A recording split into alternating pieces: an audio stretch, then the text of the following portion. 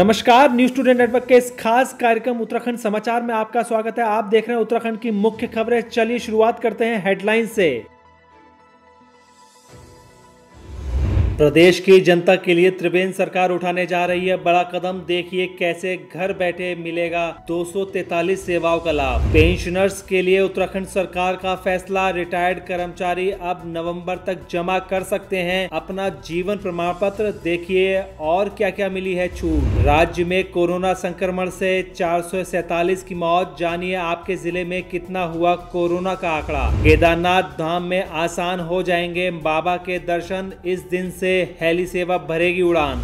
गुलदार के बढ़ते हमलों पर वन विभाग का एक्शन। देखिए भारतीय वन्य जीव संस्थान कैसे रखेगा वन्य जीवों पर नजर। कोविड ने बढ़ाई स्वास्थ्य विभाग की चिंता। अब हल्द्वानी और रामनगर में कोरोना के मरीजों के लिए बनाए गए नए तरीके के बेड। पीएम से खफा हुए प्रदेश के श्रमिक। देखिए क्यों कर रहे हैं श्रम कानूनों का विरोध। कोरोना के इस दौर में जनता को सरकारी दफ्तरों के चक्कर ना काटने पड़े, इसके लिए उत्तराखंड सरकार ने एक महत्वपूर्ण निर्णय लिया है, जिसके तहत मुख्यमंत्री त्रिवेंद्र सिंह रावत ने जनता के लिए अपनी सरकार पोर्टल बनाने के निर्देश जारी किए हैं, जिसके बाद ई डिस्ट्रिक्ट की सभी सेवाएं अपनी सरकार पोर्टल के माध्यम से जनता को उपलब्ध कराई जाएंगी। यह पोर्टल ITDTA एवं NIC के सहयोग से विकसित किया जाएगा। सचिवालय में सेवा का अधिकार एवं ई डिस्ट्रिक्ट पोर्टल की प्रगति की समीक्षा के दौरान मुख्यमंत्री ने अधिकारियों को सेवा के अधिकार के अंतर्गत सभी 243 नोटिफाइड सेवाओं को 3 माह के अंदर ऑनलाइन किए जाने के निर्देश दिए हैं, जिससे जनता घर बैठे ही इन सेवाओं का लाभ उठा सकेगी। मुख्यमंत्री त्रिवेंद्र सिंह रावत ने सभी विभागों के विभागाध्यक्षों को भी इस पोर्टल के लिए नोडल ऑफिसर चुनने के निर्देश दिए हैं।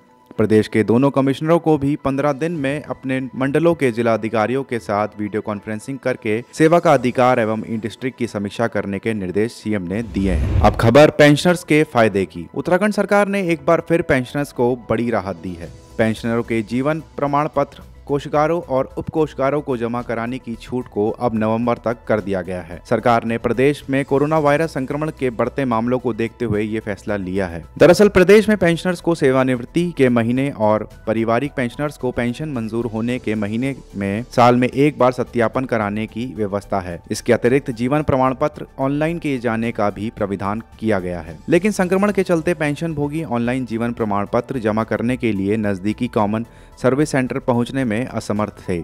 साथ ही ऑफलाइन जीवन प्रमाण पत्र कोषागारों और उपकोषागारों में उपलब्ध कराने में भी कई तरह की कठिनाइयां आ रही थीं, जिसको देखते हुए सरकार ने पेंशन भोगियों को राहत देते हुए लाइफ सर्टिफिकेट जमा कराने को लेकर सितंबर तक की छूट दे दी है। अगली महत्वपूर्ण खबर कोरोना के बढ़ते आंकड़ों की। उत्तराखंड में कोरोना की रफ्तार बेकाबू होती जा रही है। बुधवार को 1540 नए मामले सामने आए हैं, जिसमें सबसे अधिक 429 देहरादून से हैं।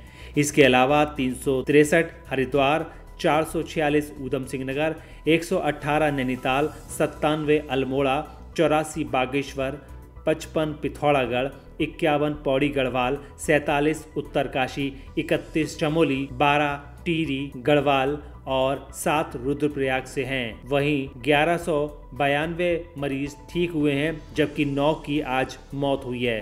प्रदेश में संक्रमित मरीजों की संख्या बढ़कर 35,947 पहुंच गई है। हालांकि उनमें से 24,277 पूरी तरह से स्वस्थ हो चुके हैं।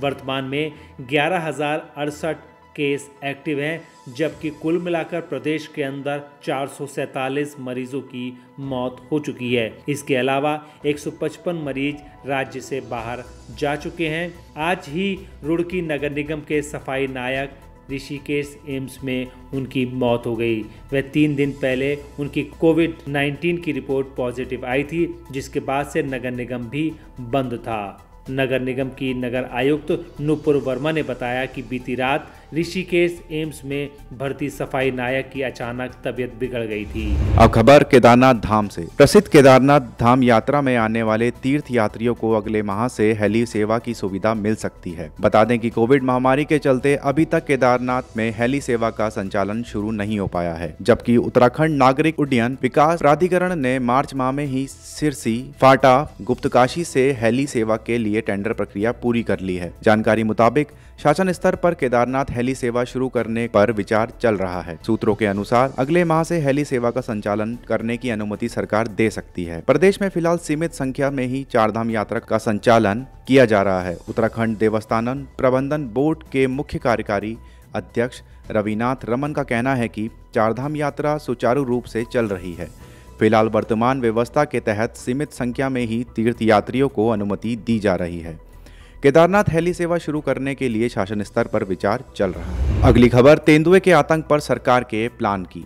71.05% वन भूमि वाले उत्तराखंड में गुलदारों ने सबसे ज्यादा नींद उड़ाई हुई है। घर आंगन से लेकर खेत खलिहानों तक ऐसे धमक रहे हैं मानो पालतू जानवर हों। प्रदेश में गुलदार के हमले भी लगातार बढ़ रहे हैं। पिछले 5 सालों के आंकड़ों को देखें तो गुलदारों ने अब तक 99 व्यक्तियों की जान ली है, जबकि बाघ, हाथी, भालू, सूअर समेत दूसरे वन्य जीवों के हमलों में अब तक 149 व्यक्ति मारे गए हैं। इन सब परिस्थितियों को देखते हुए वन विभाग ने गुलदारों के व्यवहार पर अध्ययन करने की ठानी है। सरकार ने इस कड़ी में जर्मन फंडिंग एजेंसी GIZ के सहयोग से इस दिशा में कार्य करने की रणनीति बनाई है। इसके तहत राजाजी टाइगर रिजर्व और इसके सटे देहरादून और हरिद्वार वन प्रभागों में उपाय तलाशे जा रहे हैं। बात देहरादून हरिद्वार राजमार्ग से लगे इलाकों की करें तो यहाँ 40 गुलदारों के सक्रिय होने का अनुमान है। राज्य के मुख्य वन्य जीव प्रतिपालक JS सुहाग के अनुसार इन परिस्थितियों को देखते हुए यहाँ 15 गुलदारों पर रेडियो कॉलर लगाए जाएंगे, जिससे इनके व्यवहार का अध्ययन कर इसके अनुरूप प्रभावी कार्य योजना तैयार की जा सके। अगली खबर, नैनीताल जनपद के कोरोना सेंटर की। उत्तराखंड के नैनीताल जिले में बढ़ती कोरोना मरीजों की संख्या ने प्रशासन को चिंता में डाल दिया है,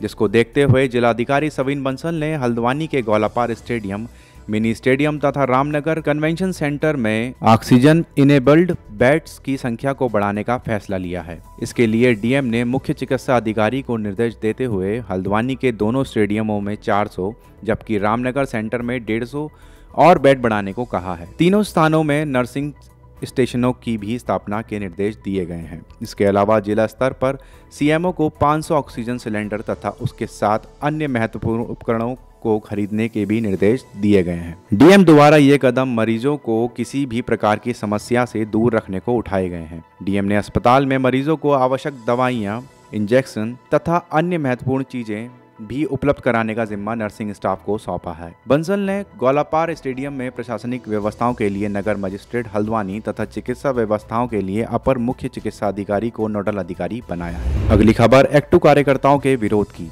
जनपद नैनीताल के हल्द्वानी में एक्टिव कार्यकर्ताओं ने मजदूर अधिकार अभियान चलाते हुए मोदी सरकार द्वारा लाए गए मजदूरों की गुलामी के प्रतीक 4 श्रम कोड की प्रतियां को जलाकर विरोध प्रदर्शन किया है। इस दौरान उन्होंने मोदी सरकार से तत्काल मजदूरों को गुलामी की ओर धकेलने वाले इन 4 श्रम कोड को वापस लेने की मांग की है। मामले में एक्टू के प्रदेश महामंत्री के बोरा ने बताया कि केंद्र सरकार श्रम सुधार के नाम पर लेबर लॉ को खत्म कर लेबर कोड प्रस्तुत कर रही है, जिसके चलते कामगारों की नौकरी व जीवन दोनों संकट में है। उन्होंने कहा कि मोदी सरकार द्वारा लाया जा रहा लेबर कोड मालिकों को मनमर्जी की असीमित छूट देते हैं, जिससे कामगारों का शोषण और बढ़ जाएगा। एक्टिव कार्यकर्ताओं ने आशा समेत सभी असंगठित क्षेत्र के कामगारों को न्यूनतम वेतन, स्थायीकरण और अगले 6 माह तक 10,000 रुपए लॉकडाउन निर्वाह भत्ता दिए जाने की मांग भी की है।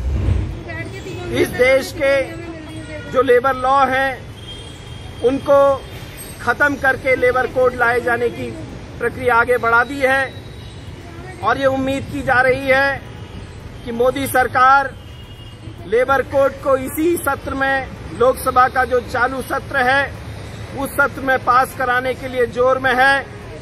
और हम मजदूरों की तरफ से पूरे देश के मजदूरों की आवाज अपने लेबर लॉ को बचाने के लिए उतर पड़ी है और हम लोग कहना चाहते हैं कि लेबर लॉ को खत्म करके लेबर कोड थोपने की कोशिश हम बर्दाश्त नहीं करेंगे। दोस्तों, हमारा यह वीडियो आपको कैसा लगा आप हमें कमेंट बॉक्स में ज़रूर बताइएगा। अगर आप इसको YouTube पर देख रहे हैं तो हमारे चैनल को सब्सक्राइब करिए। अगर आप Facebook पर देख रहे हैं तो हमारे चैनल को लाइक करिए और हमारे पेज को फॉलो करें। नमस्कार।